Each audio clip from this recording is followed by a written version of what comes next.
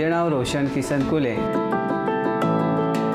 माझे वडील रायगड जिल्ह्यातील कोंढाण गावामधील एक गरीब शेतकरी होते। 2004 मध्ये मी नोकरीच्या शोधासाठी मुंबई या ठिकाणी आलो।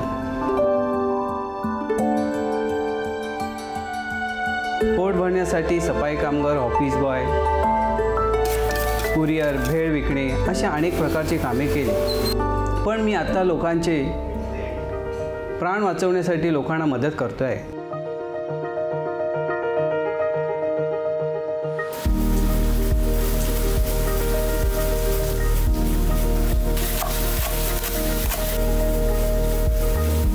मी एका ठिकाणी चायनीज भेळ सेंटरवरती काम करत होतो। माझ्या मित्राने मला जॉबसाठी ऑफर आणली।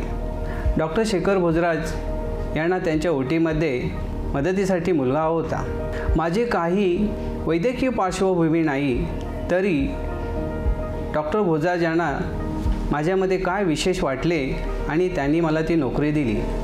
1 जून 2009 मध्ये द स्पाईन फाउंडेशन संस्थेमध्ये मी सामील झालो। द स्पाईन फाउंडेशन संस्था मुले ज्यांचे आयुष्य बदलले, अशाप्रमाणेच माझे हे पूर्ण आयुष्य बदलले।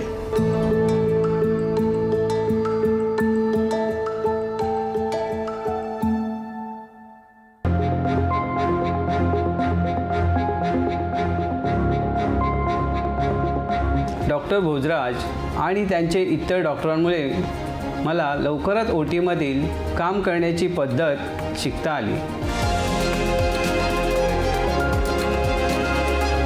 द स्पाईन फाउंडेशनमुळे गरजूंना शस्त्रक्रिया, मोफत तपासणी, पुनर्वसन सेवामार्फत मणक्याची शस्त्रक्रिया कशी मोफत केली जाते याची माहिती मिळत गेली। द स्पाईन फाउंडेशन संस्था ही सरकारी हॉस्पिटलमध्ये नवीन ओटी उभी करते आहे। जसे प्रायव्हेट आणि खाजगी हॉस्पिटलमध्ये आहे अशा प्रकारे उभी करते।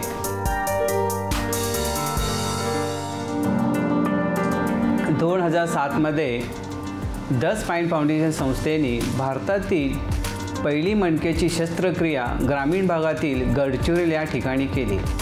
6 रुग्णांवर तात्पुरत्या टेबलावर। हे बहुतेक जगातील पहिल्यांदाच असं घडलं आहे।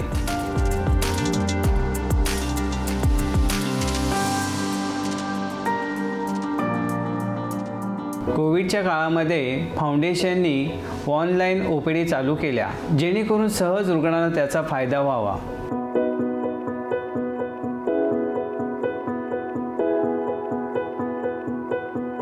फाउंडेशननी स्कोलिसिस केस करण्यासाठी न्यूरोमॉडिंगचा वापर केला।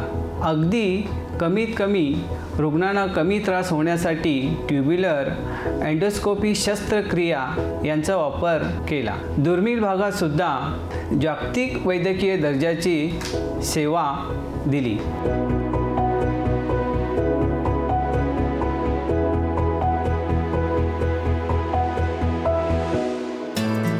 सांताक्रूजमध्ये VNDC hospital the spine foundation संस्था 2009 पासून आत्तापर्यंत शेकडो मोफत मणक्याच्या शस्त्रक्रिया आणि कित्येक हजारो OPD रुग्णांना मदत केली आहे।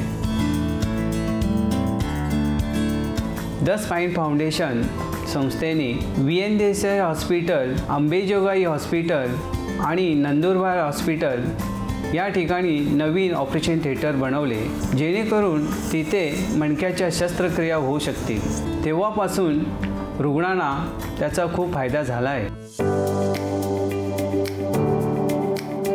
द स्पाईन फाउंडेशन संस्थेचे trustee doctor Bhojraj, doctor Abhay Nene, doctor Raghuprasad Verma, doctor Sheetal Mohite, doctor Premik Nagad, doctor Priyank Patel, doctor Gauresh Kenkre आणि यांच्याबरोबर मदतीसाठी ॲनेस्थेसिया, त्यांचे fellow, physiotherapy department, OT assistant boy, OT sister हे सर्व एकत्र येऊन रुग्णांना मदत करतात।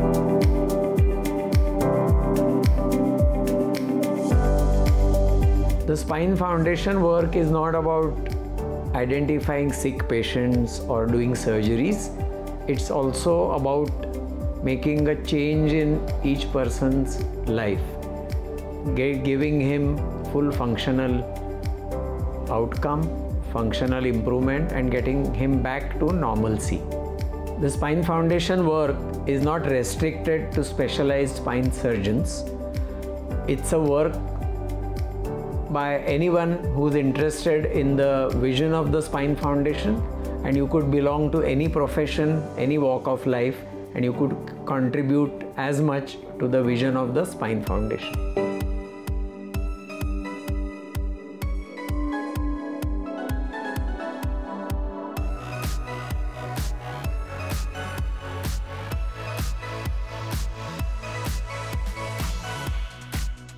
हा संपूर्ण भारत देशाचा नकाशा आहे. देशातील वस्ती ज्याप्रमाणे वाढत आहे तसेच द स्पाईन फाउंडेशन संस्थेचे सेंटरही वाढत आहे. जम्मूपासून तामिळनाडू, तामिळनाडूपासून आसाम, आसाम से गुजरात, गुजरात ते महाराष्ट्र हे देशातील 31 सेंटर आहेत. या सेंटरमध्ये द स्पाईन फाउंडेशनचे डॉक्टर प्रत्येक सेंटरला जाऊन रुग्णांना मोफत तपासणी, मोफत शस्त्रक्रिया करत असतात. त्यावेळी ते मला प्रत्यक्ष घेऊन जातात. मी तिथे जाऊन OTमध्ये रुग्णांना, डॉक्टरांना OT by OT assistant, OT trolley, anaesthesia ह्या सर्व लोकांना मदत करत असतो. यातून मला द स्पाईन फाउंडेशन संस्थेची माहिती मिळत गेली आणि मी प्रत्येक सेंटरला आता जाऊन सर्व रुग्णांना, डॉक्टरांना मदत करत आहे. Hello everyone. Through this story of Roshan, from a village boy in interior Maharashtra in Konkan area to being an active integral part of the Spine Foundation, reaching all the corners of the country and even beyond, you can see how the Spine Foundation itself is so effective in changing lives, not only of patients but also of people who get involved in it. So in whatever branch you are working, whatever are your interests, by lending a helping hand to the foundation, you can achieve not only for yourself but make a major change in lives of other people.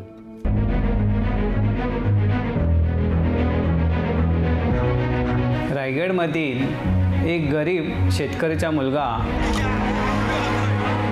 ते OT assistant यामध्ये मला ध्येय सापडले.